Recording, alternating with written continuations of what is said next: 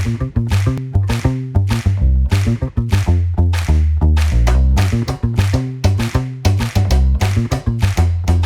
start with a quick round of introduction. Maybe Ankit, why don't you introduce yourself? Sure. So, a quick introduction. I've been part of the startup ecosystem for about 16 years now. Started my early journey with Flipkart as a founding team member, and then founded a couple of new businesses, CultFit and EatFit, and I've been running them for the last 7-8 years. So probably we should shut the door. We can, yeah. Thank you. Okay, yeah. Thank you. Thanks so much, Ankit, for being here. I'm Ankita. I'm the co-founder and CEO of Acto.io. And I've been an entrepreneur for the last 2 years. This topic, mental health for founders, is actually very close to my heart.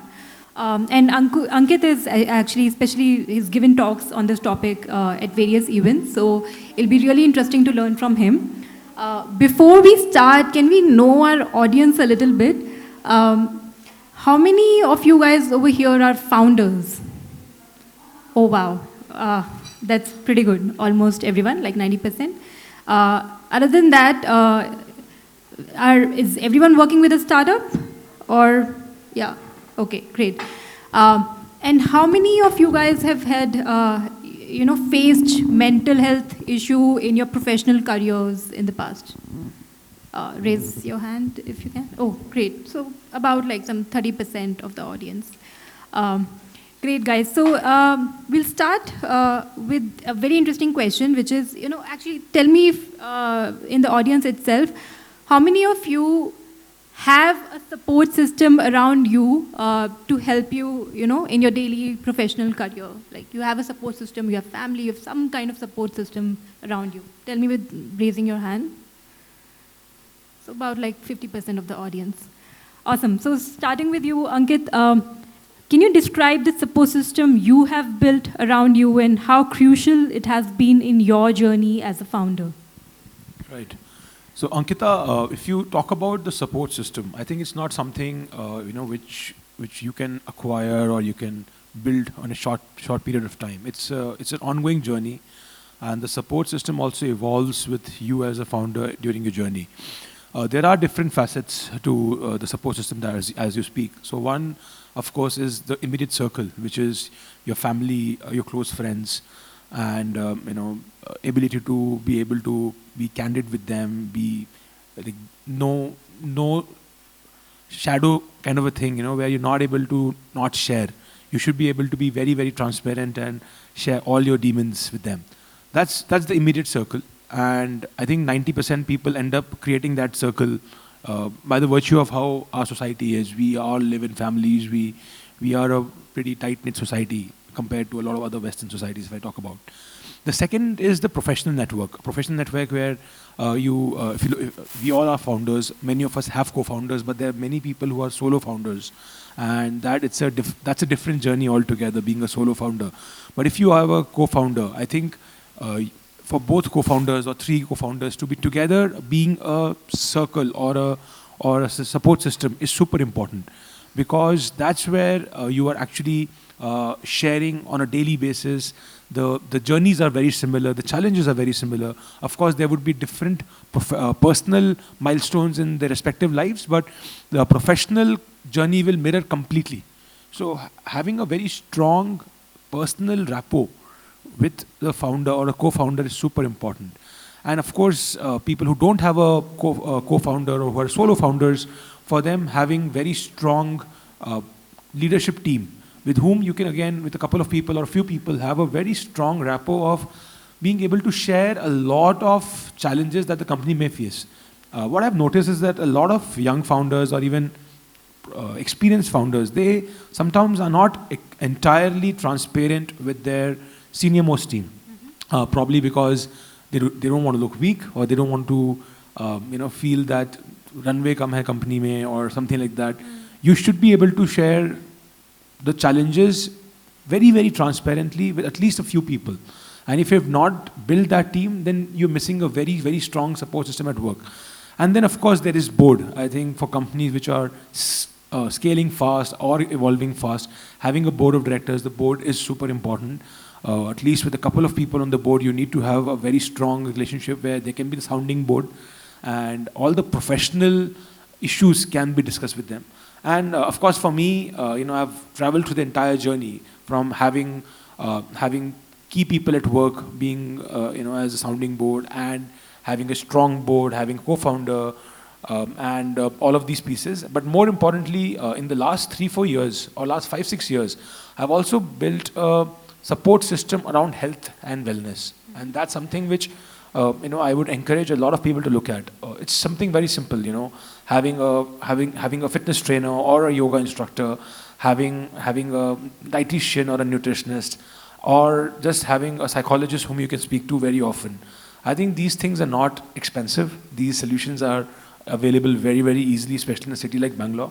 And if you're able to build a network of all of these things I spoke about, friends, family, key people at work, board of directors, maybe some advisors or consultants whom you can, share specific problem areas, and also almost like a health board where you have 3-4 key people who are helping you out with your health. So this is how I see as a support system for myself. No, this is amazing, Ankit, and I agree with you. Extremely, extremely important, I think, at least in my journey also, to have that rapport with your co-founder, with your team, to be vulnerable, to share, your problems. I think this is the key. Yes, your family is there and they will help you, but the actual problems, your team, as he said, will understand a lot more. So great. I think continuing on that topic, have there been events, some adverse events, maybe if you can give from your past year's example where you really needed that support, and describe that event maybe. Right. So, see, like I said, I've been in the entrepreneurial journey for about 14 years now, 15 years, and that means 60 quarters. And for anyone to say that I've had 60 great quarters is impossible. And in fact, for any good business, if you look at a 10-year journey, probably they would have 25 good quarters and 15 average or bad quarters, and still the net sum is that the companies have done well. So likewise, for anyone as a combination of professional and personal journey, having a straight line is impossible. There would be ups and downs, and I think to be able to have that long-term view is very, very important, that in the end, things just work out, of course, if you're putting in the right inputs. For me, we've had multiple such bad quarters, bad years. So I think at Flipkart, actually, we were pretty lucky to have a very strong run for many, many years. But then there were tough years at Flipkart, and that directly results into fatigue, that directly results into burnout, because our first tendency as professionals or founders or senior professionals is to, when we're going through a tough challenge at work, we try and put in more hours. And that necessarily may not be the right thing to do. We cut down on sleep inadvertently, and then we start not looking. And because of lesser sleep, then you have lesser control on what you eat and lesser workouts. So it all becomes a vicious circle. So how I think about it is that, I think I saw it in Flipkart, where there was a period where, it was a lot of work and a lot of stress, and that took a toll on sleep and health, the overall health. I think the other example I can give you is pandemic. It was probably the toughest professional period for a lot of us, and for us as Cult, which was a fitness business. And how I was able to survive that was because I had embarked on that health journey. And health is super, super simple. It's 45 minutes of workout every day, 10 minutes of meditation, probably 7 hours of sleep, and it's all free. You don't have to have a trainer for any of this. Of course, a lot of people need trainers for workout and everything else, but if you're just managing these three well, 7 hours of sleep, 10 minutes of meditation, and 45 minutes of workout, and workout can just be as a simple stroll in the park, and you would feel very, very different. So if I have to contrast two journeys, the pandemic period was at least mentally much better, purely because I was able to balance these things out, even though from a work stress point of view and other emotional challenges of being cooped up in a house and family around you not being well. I think the reason why I was able to cope and come out of it was because of the lifestyle I had built by then. Got it. No, this is, this is something that most founders actually don't end up doing, physical fitness, and I'll touch this topic, more deeply. I'll share one of my, from my journey and incident. Like in March, around, I think April or March, if you remember the SVB incident happened, and we, all of our company's money was in SVB, and like we have only had 2 years of entrepreneurial journey, so it was a big event for us, and completely life stopped. And for 4 days, you were just eating anything, and talking to multiple people, doing not sleeping, trying to find different other places to keep the money in the banks and everything.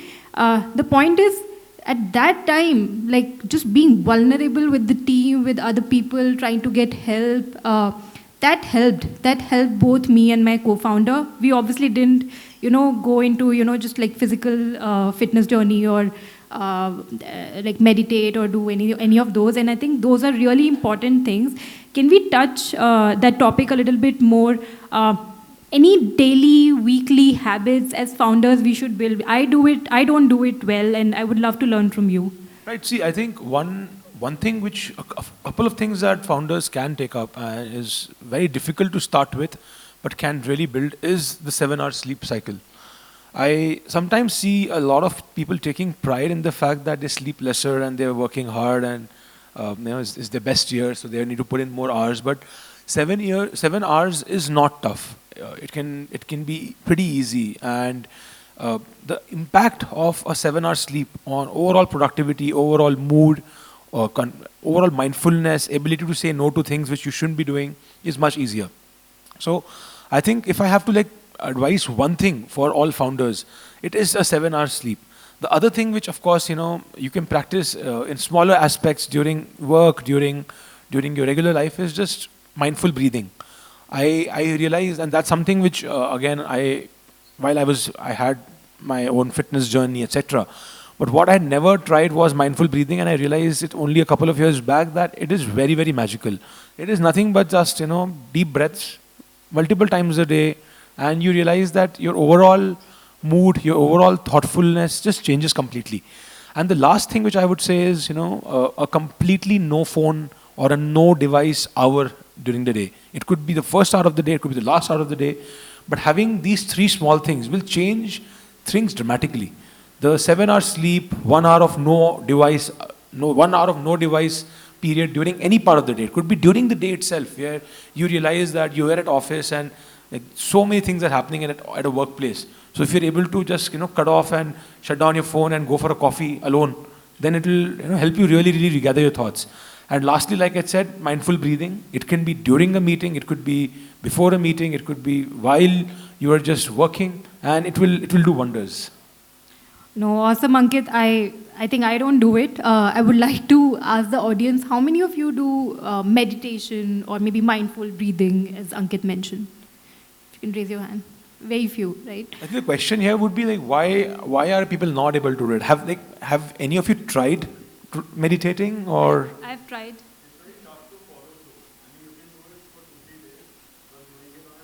I can't see who's speaking. Yeah, please go ahead. Yes.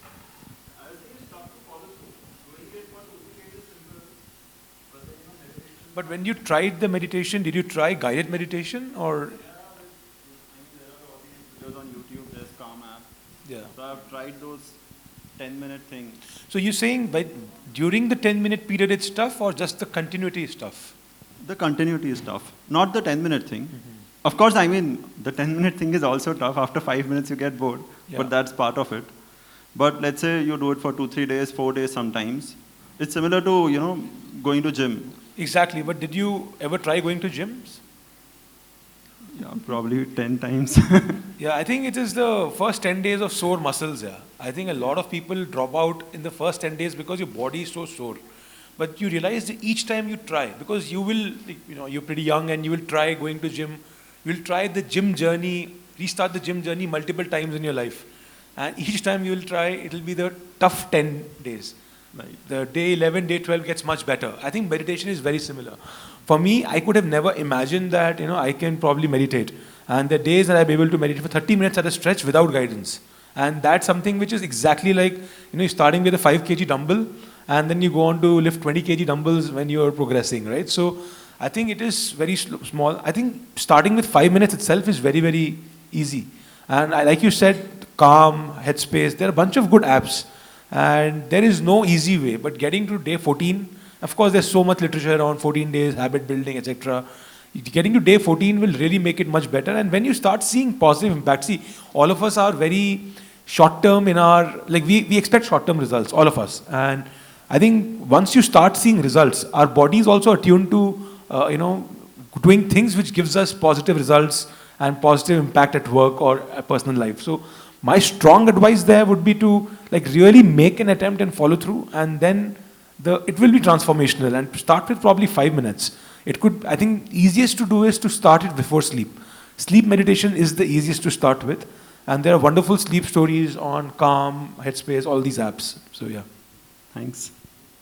Yeah, no, but I agree with you. I've faced problem with meditation. With gym, I'm still better. But actually, I have another question. How many of you sleep at least 7 hours a day?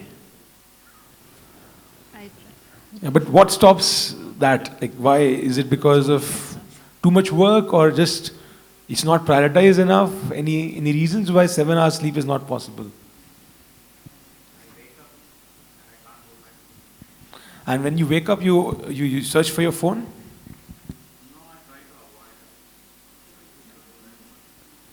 Yeah, I think they're again very small hacks and very well-known hacks. I think it's very, very well known that if you stop using your device 1 hour before you sleep, then it's much better. Second, I think no caffeine after 5 p.m. These are again, I had similar issues. I was mostly on a 5-hour sleep. Even now I'm mostly 6.5 hours because just the schedule is such. But for me to move from 5 to 6.5 hours was very, very tough. But again, the impact has been so huge. So I think I'll tell you what I've been able to do. I've completely cut down caffeine after 5 p.m. And second, minimize device usage before sleep.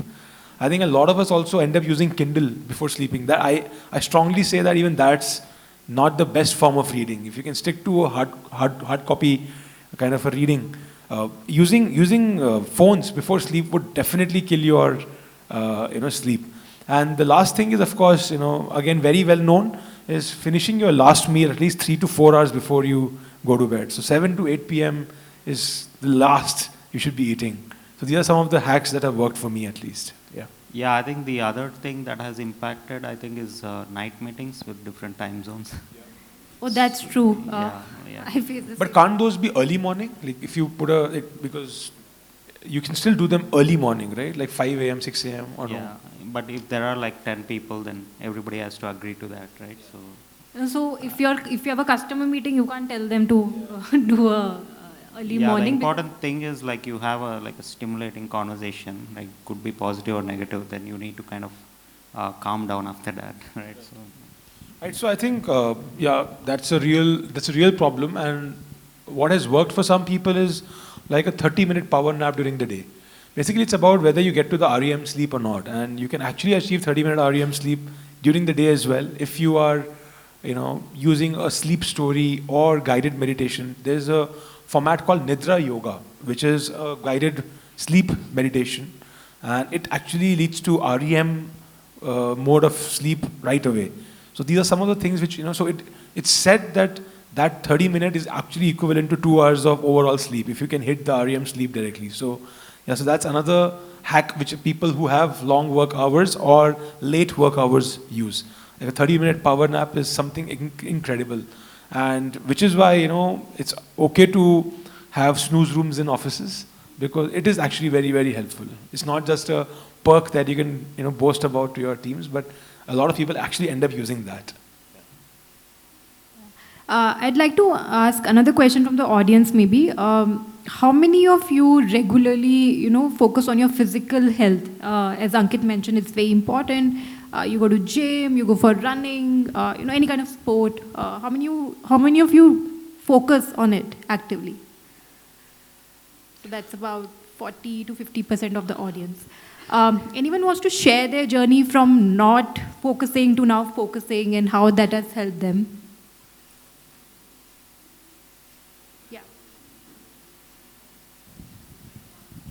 I'm a doctor, and I've struggled with weight for almost 20 years, especially after crossing 40. I just discovered a few months ago the right metric to watch for is not the calories, it's the carbs. Carbs are toxifying our food, and you probably know this. I mean, you have lived this life. So that's had a dramatic 10% weight reduction, and that also has a huge amount of removal of frustration, because just calorie counting and exercise does not lead to weight control. And when you have to start making new holes in your belt and start changing your wardrobe because it's too loose, that's a very positive feedback that you get. And then actually things like gym become an add-on and not a mandatory. So I think that's also a thing that, to your point about positive feedback, is extremely important, because then that becomes a habit. If you're just doing it because you have a checkbox, then eventually it falls off your checklist because something else takes over the checkbox. So that's just a small story. Agree. Yeah, you have something to add? Hi. Yeah. Hi. So it also builds the confidence level in you the moment you see yourself, right? Then looking at others, right? Just looking at ourselves in the mirror, that gives that kind of confidence in which you look at yourself and the way you carry out yourself in a group of people. So that kind of confidence which you lack when you don't do, and when you do, that's a difference, and you also get motivated. Yes, I did this. So initially the first 10 days was the toughest thing. Yes, I completely agree with it. But after the 11th day, you see yourself a change, right? You have the level of energy that you get, as simple as that. So to do your work, chores, daily chores, and also running behind a toddler that you have at home. So that gives a lot of confidence. Yes, thank you. Agree. Completely agree.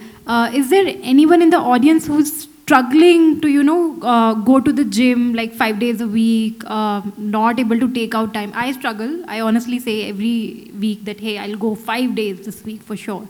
But I'm not able to. Is there anyone facing the reality is you don't need 5 days a week. I think what we also end up missing is the amount of physical fitness that we need. It's actually super easy. All you need is just 45 minutes of movement every day, and it could be, of course, brisk walks, or typically it could be a good mix of walks, swims. Two weight trainings a week is good enough. And weight training is something which is the toughest, because it is tough. And if you end up, but I strongly recommend people to take up weight training, because the overall impact of weight training on the overall physicality is huge, especially for people above 40. There's enough science and literature around the fact that people who've done weight training during their younger days are much fitter when they grow much older. And impact on overall mood, blood sugar levels, blood pressure levels, it comes through. So if anyone has to make a real simple mix, it has to be 2 days of weight training, 2 to 3 days of walk, maybe 1 day of swim. Sport is very easy because it's fun. Some badminton. So the best part about staying fit and staying active is that it's just not just going to the gym. Gym is very, the feel of going to gym requires, wearing good clothes, going out, walking into a gym, carrying a bag, changing shoes. The mental overload is huge, which is why if you can just do a quick, like we all have young kids, when you're dropping them to the bus stop, just take a 30-minute walk right after that. Like you can make very small changes and still lead a 45-minute active day life every day. So gym, I think, is 2 days a week is good enough, and you don't need more than that. So that's something, again, which a lot of trainers won't tell you. But if you just look at people who are leading a healthy life, people who are able to manage their weight and blood sugar levels and blood pressure levels, are doing well. One thing which we didn't cover till now, and he did mention about carbs. I think overall, the biggest aspect on mental wellness, mood, etc., is also the kind of food we eat. If you're eating a nutrient-dense food, the overall impact on self-esteem, see, it will lead to you feeling better, lighter, happier. Self-esteem is better. And the 360-degree circle of better food, better mood, just happiness is there. So I also want to anecdotally share my thing. I think there is a lot of literature around carb being the real evil, and that seems to be true, because at different junctures of time in the last 10-20 years, at one point in time fat was bad. Now there is enough literature saying that okay, good fat is good, But carbs is the real evil. But within that also, there is the people saying there's stuff around gluten, etc. But if there is a way you can make your food more fiber rich, more raw, and lesser carbs, lesser refined flour. So anything which is white, which is white rice, white sugar, maida, is bad for you, and it impacts the health in many ways, and drains you of energy. The time taken to absorb that energy is very quick and fast. So you feel very drained right after eating that meal, and then the response of body is feeling lethargic. So it's as much as mental wellness and physical fitness is important, being able to be mindful of what you're eating is super important. And I think they all are different, parts of the same puzzle. And one without the other is not giving you a compounding result. So I think, like he said, carbs is definitely a problem. And we all have been, we all grew up with a particular diet which is very carb heavy. In the North India, it's very wheat heavy. I've noticed that in South India, it's very rice heavy. Both of them, I think, need significant moderation. And I'm not saying that everyone has to go through a keto diet where it's zero carbs. We all need moderated carbs, and it means that on the plate, if you have 3 chapatis, replace the second or third chapati with more vegetables. That will be so much better for the overall wellness. Yeah. Oh, absolutely. I 100% agree, Ankit, over here.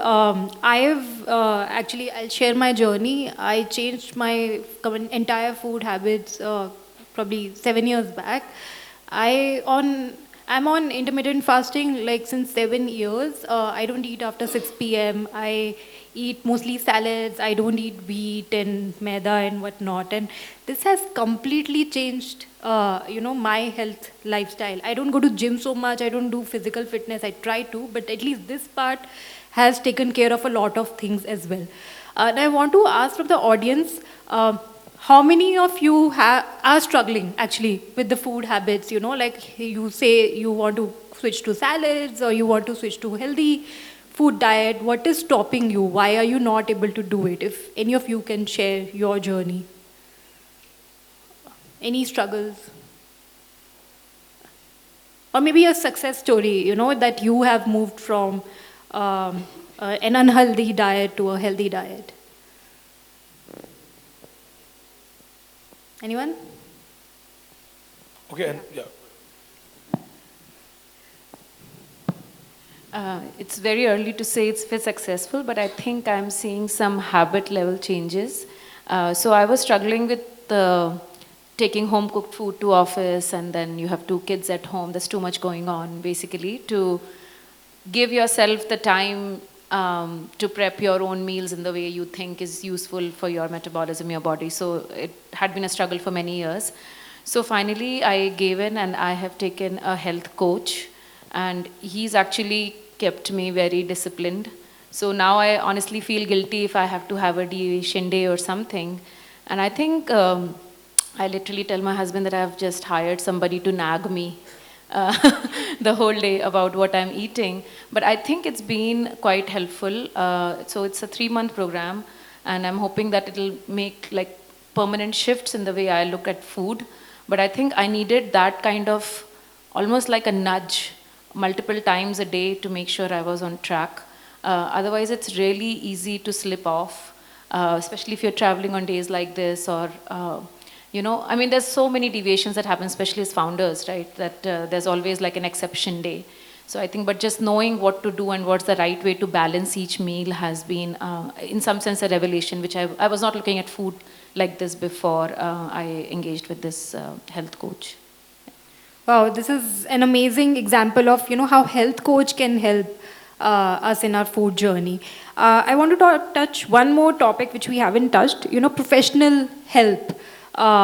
We do face, at some point that, hey, like, okay, I've talked to my team and I'm really struggling, and can I reach out to somebody who can professionally help me? I've, faced that problem. I've not reached out, probably because of apprehensions, or I don't know who to reach out, or, I don't know if it will help me. There are all sort of these questions. So Ankit, maybe from your journey, your experience or your co-founder's experience, Firstly, how do you reach out to a professional, and at what time do you seek that help? What is that process like? I spoke of the support system that I've built. I've also, time and again reached out to a psychologist when I feel I need to, and that's an expert which is, like a general practitioner. It's like a GP doctor.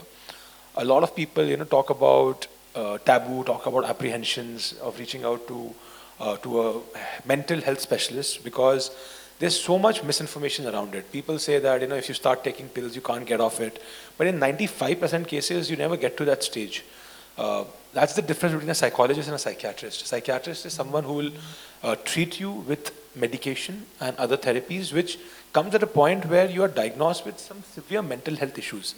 And like any disease, when you go to a GP, only in 5% cases or 3% cases, they discover any issue. In most cases, they recommend lifestyle changes. BP high hai, aap namak kam kar dijiye, coffee kam pijiye. So, same for mental wellness. But because it's mental wellness, and probably if you tell your mom that I'm seeing a psychologist, they'll freak out. Most people don't end up doing that. So a psychologist is something which is like, a health coach, a nutritionist, a dietitian, or a physical fitness coach. And they are available everywhere. All hospitals, all online digital health apps have it. And having a conversation with them is it's like having a conversation with a friend. And just the fact that sometimes you don't want to share things with your parents, friends, family, because you feel they'll feel stressed, or you feel they won't understand. And just because it's a stranger, you're able to open up a lot more. So, and of course, they would give you very simple tips, tricks, and all of these things to how to get over a particular feeling. In most cases, the solution would be better sleep. In a lot of cases, it would be physical fitness.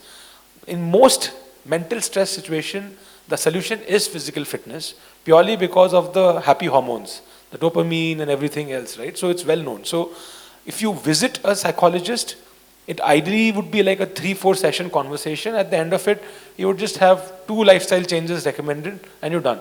But if you have severe symptoms, then you would be referred to a psychiatrist, and it's like you being referred to a heart specialist. And then there is a cure and you're sorted. So there is no reason to think of it as a taboo, no reason to think of it as something that it's not done. And if everyone has a GP doctor, sadly in India, people also don't have a regular doctor visit, which we should do. Like doing a test once or twice a year and showing your numbers to the doctor will always result in vitamin D kam hai, and then it's important. Because vitamin D, etc. is also very important for your mental wellness. A lot of vitamins have impact on your overall happiness. So happiness comes from just feeling 100% fit. There are days when you get up and you feel very energetic and you have a happy day. There are days when you get up and your body is sore, and then you're cranky from day one, from first hour. So I think being able to go to a doctor regularly, whether it's a psychologist or a GP, is no different. No, I agree completely. I'll share from my journey as well. Like last year, I went to, I started doing my regular checks, and I felt like I was completely healthy and there's no problem. I'm young and everything. But I had all those red marks in my report, and then things completely changed with the physical fitness. Okay, I have to do this, I have to do 5 days of gym, this, that. And now things are better. But the regular checks are so important. Really, vitamin D, as he mentioned, is the simplest thing that can go off and you will not know. It doesn't show very easily. Half the people who are feeling lethargic are because they don't have enough vitamin D and vitamin B12. Like half the people. And in Bangalore, this problem is super big because just the lack of sunlight. And for us, because we're in office. Even if there's sunlight, we're all in office. Exactly. Yeah, no, same case. So last, how many minutes do we have? Okay, 5 minutes. So I think last question to you, Ankit. What do you want to leave, the audience with? Like what one thing they should take away from this session? I think it's very clear. It's one thing is 7 hours of sleep. It is the most magical thing. It helps you lose weight. It improves your metabolism. It improves your mood. It makes you more mindful. There is no single medical pill, which is equivalent to a 7 hour sleep. It is the magic pill that we all know of, nothing else. Yeah. 7 hours of sleep, guys. So that's amazing. Okay, questions from the audience to Ankit. Anyone?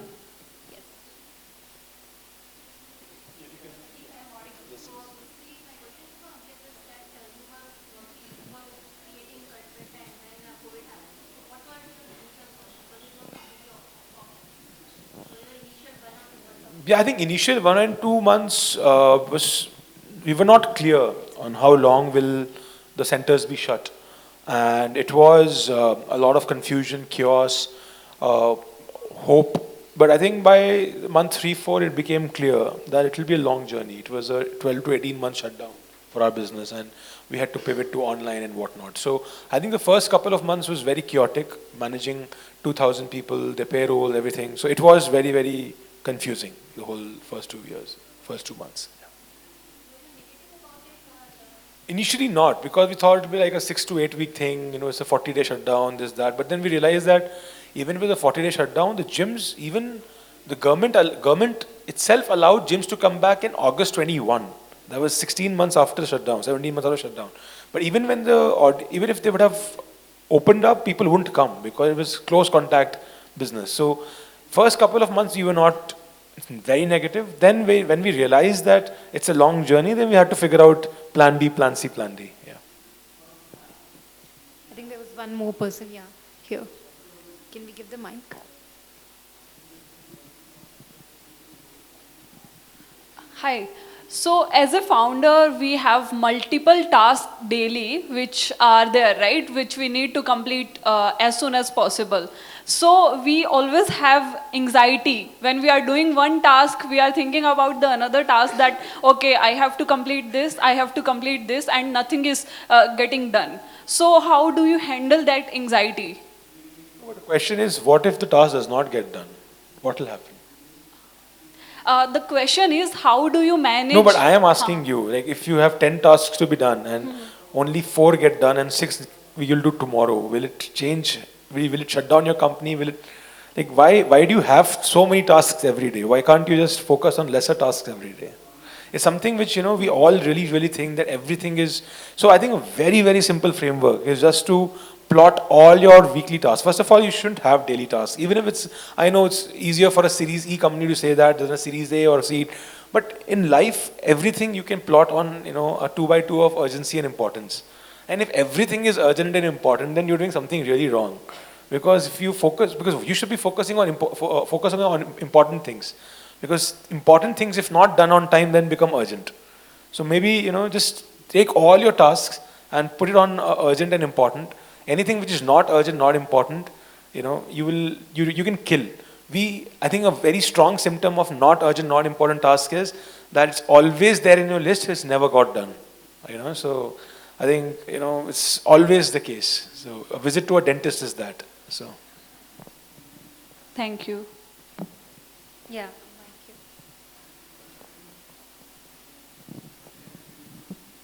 So for an early stage startups and founders, two of the major problems that I've been facing is disagreements with founders around an idea or a specific direction, and secondly being the financial problems. Of course, that kicks in for any early stage startups. And like, I know the patience is the game, that you just wait it out so that things gets better. But there is no particular, say, coach for it, right? Where we can go to. Like, if you have a disagreement with your founder, you don't know how to solve it. Or if you have a financial crunch, of course, you have to figure out a way. But again, there is no particular solution that you can go to someone and solve it. How do you, and it really takes you off of the space that you are in, even though if you are consistent with your, say, health, exercising and everything, it takes you off of the grid. How do you basically manage it? I'll take the second one first, the financial issues cropping up or becoming a problem over time. See, I think there are two things. One, survival of the company. For any early stage startup, surviving out year after year after year until you become cash flow positive is the trick. If you think that you'll get there in the next 3 years for sure, then you have to be at it. But if you think that you've already done 4 years, 5 years, 6 years, and it's not seem to be happening, then there has to be a time when you have to be very honest about yourself, about it to yourself. You have to be honest about it with your board or whosoever is your sounding board, and take a call. Either you pivot or shut down or whatever. So likewise for your personal finance. When a founder starts a company, they know that, okay, I have 3 years of savings and I can live with a 1/3 the salary that I was making in a corporate life. But if it starts getting stressful, then you have to again, be very honest and say, I can't do this, and you have to move on. Either you move on from your startup and your co-founders continue running it. If you're a solo founder, then you have to fight it out, because doing anything with half heart will not help. And a financial situation does lead to a situation where you're not fully convinced, and in many cases silently hoping कि बंदी हो जाए तो better है, because then I can go back to, in fact that's a good outcome. A lot of people are not able to shut down because neither is the runway small, nor is the business becoming profitable. So you have to keep at it. But to the first question, with disagreement with founder, there's no difference. It's not different from disagreement with your partner in your professional life or your sibling. You have to fight it out. You have to do it in a way where both of you can disagree and continue to disagree until you agree to disagree. So there will be at least, I think if you have to take 10 decisions, 8 out of 10 decisions, you will have a different point of view. And if you can't, get to a point where either of you win the argument, decision, debate, but the other person agrees to, solve the situation in a similar fashion that it was agreed on. If it's the case where, you've agreed to do something with half-hearted attempt, and there is, it just continues to fester, where the person says, "Ki yaar, hamesha usi ki chalti hai," ye sab, then it won't work. It's just a matter of time before it will break out. So I think conflicts are really, really good. It should just continue to happen. The day conflicts stop happening, you should know that, either of the partner has resigned to the fact कि ठीक है, उसी की चलती है, and one day it will just break out. So, I think we are absolutely out of time. Are we out of time? Okay, great. Awesome. Thank you so much, audience.